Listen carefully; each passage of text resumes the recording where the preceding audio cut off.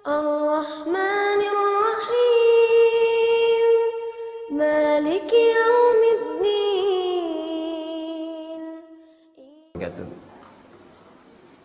Satu, adakah dalil mengazani orang yang meninggal saat dikuburkan? Saya belum dapat ya. Belum dapat. Mungkin karena keterbatasan pengetahuan saya tidak mengetahui dalil-dalilnya, dan biasanya saya kalau belum dapat saya tidak mengamalkan karena saya belum tahu. Di teman-teman yang tahu, tolong tunjukkan kepada saya supaya nanti saya bisa teliti. Kalau benar, insya Allah saya sampaikan dan mungkin saya amalkan. Kalau kemudian tidak ada dalilnya, maka saran saya lebih baik meninggalkannya daripada mengerjakan sesuatu yang tidak ada tuntunannya. Itu saran saya. Kalau dalil untuk mengazani saat dilahirkan itu masih ada, walaupun ulama beda pendapat, tapi ada dalilnya. Ya, ada dalilnya. Sampai beberapa imam, termasuk misalnya kita tunjukkan ada Imam An-Nawawi, termasuk Ibnu Qayyim Al-Jauziyah, beliau termasuk yang menguatkan pendapat itu. Jadi Nabi SAW pernah mengadzani Al-Hasan dan Al-Husain saat dilahirkan. Dan itu masih normal, masih logis. Apa di antara logisnya? Karena fungsi adzan itu bisa mengusir setan. Mengusir setan. Sedangkan sunnah Nabi ketika bayi itu dilahirkan, maka didoakan di antara doanya menjauhkan dia dari setan.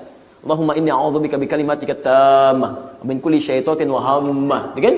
Min kulli syaitanin wa hammah wa lammatin wa hammah. Ya Allah, saya berlindung kepadamu ya Allah dari keburukan yang menimpa anak saya ini, dan dari godaan setan, dan dari segala keburukan-keburukan, dari hal yang buruk yang menimpanya dalam kehidupan. Dijauhkan dari setan, sedangkan fungsi adzan itu mengusir setan.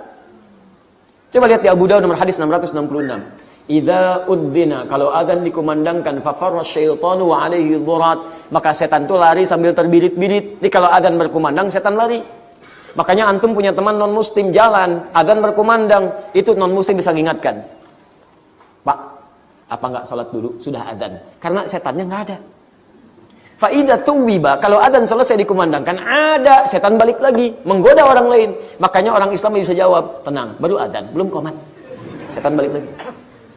Sama qomat juga begitu. Sampai Anda akan sholat, saat akan sholat biasa, tapi begitu takbir kata Nabi, udhkur kada, udhkur kada. Setan itu akan berkata, ingat ini ya, ingat itu ya. Nggak percaya, silahkan nanti saat zuhur. Begitu Anda takbir, di benak Anda akan muncul banyak hal yang akan diingat. Ingat ini, ingat ini. Sampai ada juga ingatan, ingat kata Ustadz Adi, setan itu menggoda, padahal setan. Begitu goda. Hatta la yash'ur al-musalli kam raka'atan yusalli. Sampai ada orang sholat tidak sadar berapa rakaat sedang menunaikan sholatnya. Itu kata Nabi. Makanya ketika Maryam dilahirkan, bapak ibunya berdoa. Quran surah ketiga ayat 36. Wa inni sammaituha Maryama wa inni u'idzuha bika wa dzurriyyataha minasyaitonir rajim. Jadi kalau dalam saat keadaan dia masih hidup, baru dilahirkan, itu kesunahannya ada. Walaupun ulama beda pendapat, tapi nggak ada masalah.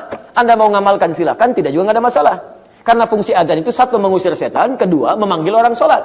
Makanya diperdengarkan kalimat-kalimat thayyibah supaya dewasa saja terbiasa mendengar kalimat itu. Tapi kalau sudah meninggal dunia, orang meninggal dunia itu, maaf, satu, sudah nggak sholat lagi. Makanya ketika antum adzan, dia nggak akan dengar untuk sholat. Nggak ada. Yang kedua, setan nggak goda orang meninggal. Nggak ada kerjaan setan godain orang meninggal. Masya Allah, sudah meninggal masih digoda juga. Setan itu punya masalah itu. Ya, stres setannya itu. Jelas ya? Jadi kalau saya pribadi, saya tidak mengamalkan itu. Tidak mengamalkan. Dan bagi yang mengamalkan, coba saya sampaikan dalilnya, nanti saya coba lihat. Ya, kita harus objektif menilai. Kalau memang ada dalil, kita perhatikan, kita lihat. Kalau kekuatannya sahih, bahkan sahih sekali, ya kita bisa amalkan. Kalau misalnya di bawah itu, misalnya lemah, bahkan maudhu, bahkan palsu, ya kita tidak usah amalkan. Ya, jadi tidak usah repot-repot. Jangan takut kehilangan fadilah. Jangan takut kehilangan fadilah. Fadilah itu justru ada ketika kita berpegang pada tuntunan yang benar, dalil yang kuat, dan kita yakin dalam mengamalkannya. Paham?